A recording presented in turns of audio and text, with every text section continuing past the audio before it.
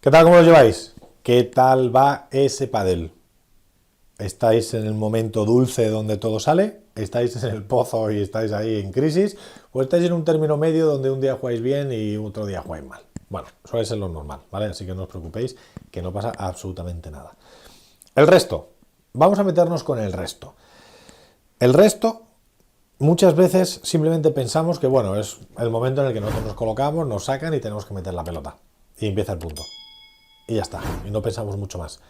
E incluso muchas veces es todo lo contrario, pensamos de más, porque pensamos que el resto tenemos que jugarlo por un lugar que casi no cabe la pelota, tenemos que jugarlo con un margen así, con respecto de la red, para que no me puedan apretar la bola.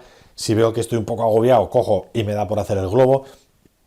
Bueno, pues es mucho más sencillo que eso, ¿vale? Ya nos complicaremos. De momento, objetivo número 1 para el resto, meter la pelota dentro.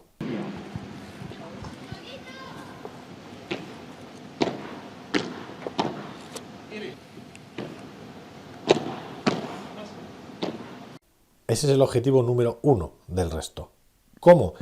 Da igual, el cómo ya es a partir del objetivo 2, 3 o cuando toque. Pero el objetivo número 1 es meter el resto. ¿Por qué? Primero, me genera confianza a mí mismo, porque meto la bola dentro y no fallo ni uno. Entonces me genera confianza, que eso se traslada al resto de golpes. Y se traslada al resto de golpes que doy durante un punto. ¿Vale? Entonces es súper importante que ese resto tenga que meterse. ¿Qué consigo una vez que meto el resto?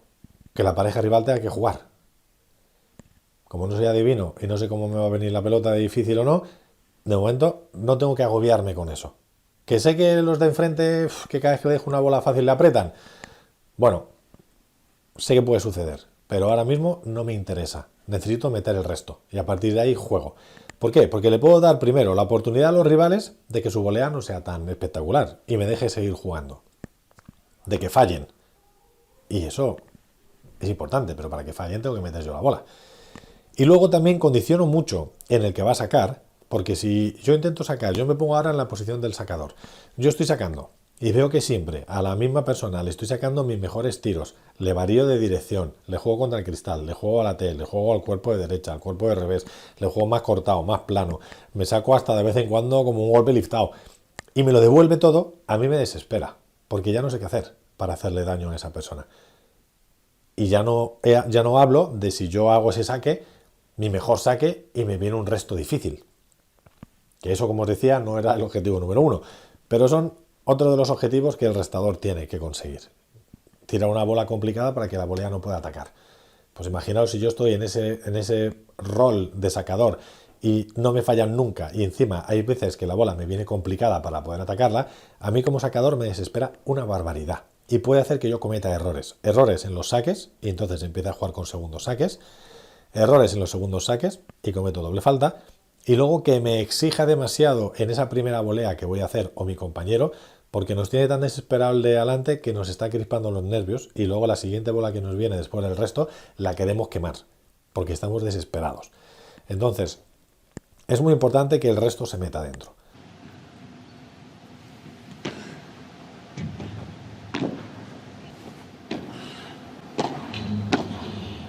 A partir de ahí ya depende de las características de cada uno, del tiempo que llevéis jugando, de lo bien o mal que se os dé el resto precisamente. Podréis ir complicando vuestra devolución. Yo lo que os aconsejo normalmente es que esa primera bola primero entre y luego, una vez que ya eso lo tenemos controlado, lo siguiente sea darle dirección. ¿A quién creéis que puede ser mejor restarle? ¿Al que está parado esperando a que le tiréis la pelota o al que viene en carrera?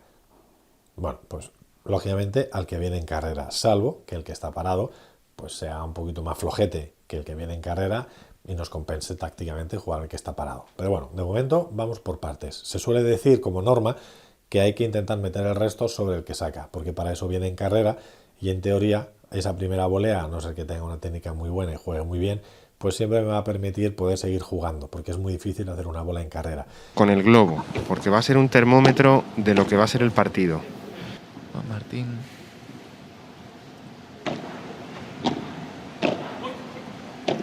Pues sí, al servicio Juan Cruz Beluati, protagonista en el último juego. Y ya tenemos un break. Y les ha dado una confianza. Y además sabemos un problema, que justo hoy me lo decía un alumno, Y me decía, es que cada vez que saco y subo esa primera volea que hago en carrera es que pierdo mucho el control.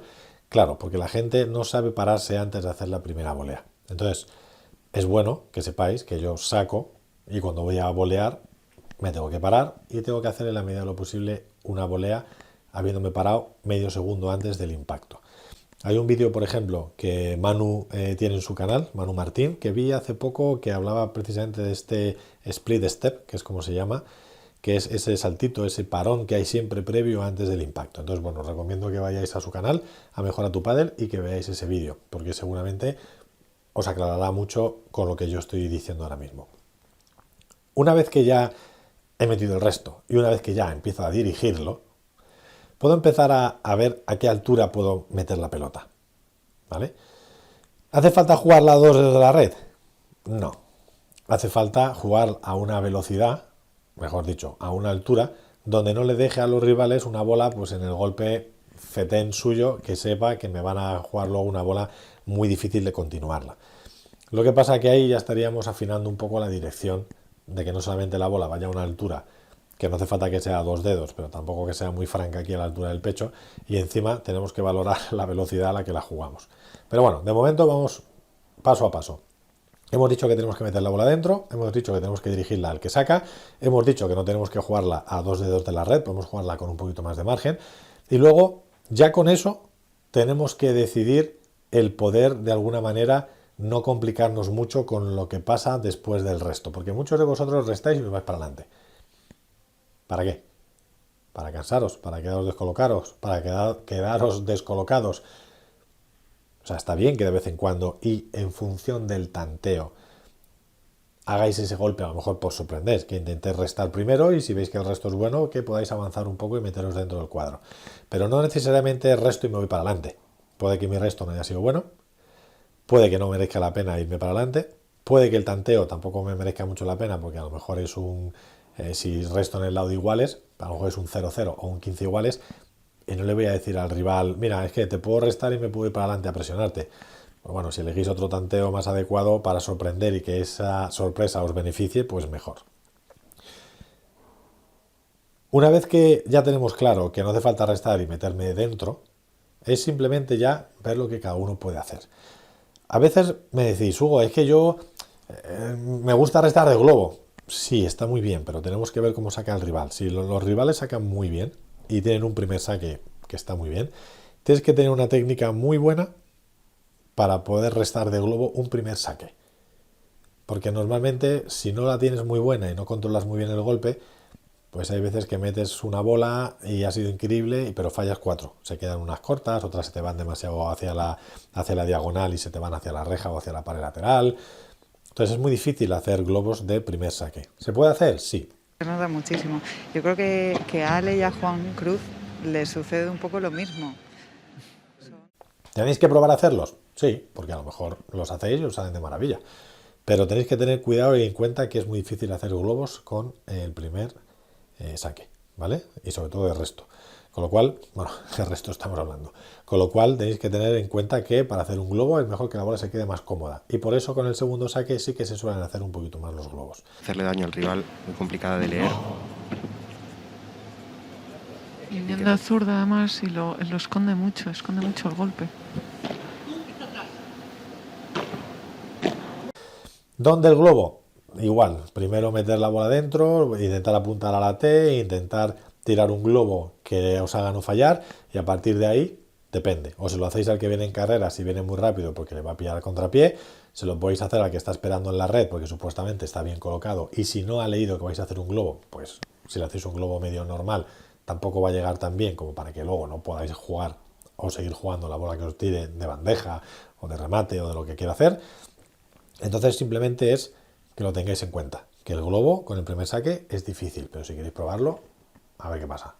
Y si veis que no sale, entonces me tenéis que dar la razón de que hacer un globo con el primer saque es un poquito complicado, ¿vale? No me voy a enrollar mucho más, porque la verdad es que no tiene mucho más. Hemos dicho que tenemos que meter el saque, tenemos que meter el resto. Si lo dirigimos al que viene en carrera, es decir, al que acaba de sacar, mejor. Si lo jugamos a una altura que no necesariamente tiene que ser 3 dedos, mucho mejor. Hemos incorporado el globo de resto para ver en qué momentos nos puede venir mejor el restarlo. Y luego habíamos metido también, que lo he mencionado antes, que a veces también el resto puede ser al que viene en carrera o al que está esperando, dependiendo de al que nos interese. Luego, a medida que se va complicando muchísimo más el nivel, o se va mejorando mucho más el nivel de los 4, ya se pueden hacer más cosas. Pues se puede restar de chiquita, se puede restar a la volea alta de revés, se puede restar muy firme al cuerpo, se puede restar y me puedo ir a muerte a por los rivales. Puedo hacer un globo y si veo que el otro va a llegar mal me puedo meter y puedo intentar bloquearlo. O sea, luego se abren un montón de posibilidades. Pero de momento lo vamos a dejar en estas 4 o 5 que he mencionado. Primero, para que el vídeo no sea muy largo. Y segundo, porque para empezar un poco a hablar del resto de cuándo podemos hacerlo y en qué tenemos que fijarnos para que sea algo muy básico, creo que con esto es suficiente. Así que nada, como siempre, muchísimas gracias por llegar al final del vídeo.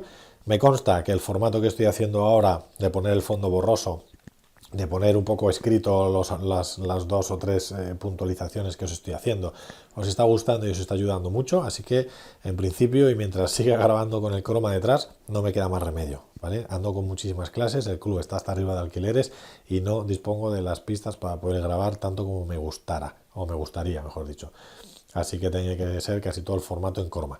Espero que también las imágenes que vaya intercalando de las cosas que voy hablando pues os vaya enriqueciendo, como han sido en este caso las imágenes de los restos. Y ya está, y poco más. Así que nada, que muchísimas gracias, un abrazo muy fuerte y cuidaros muchísimo. Chao.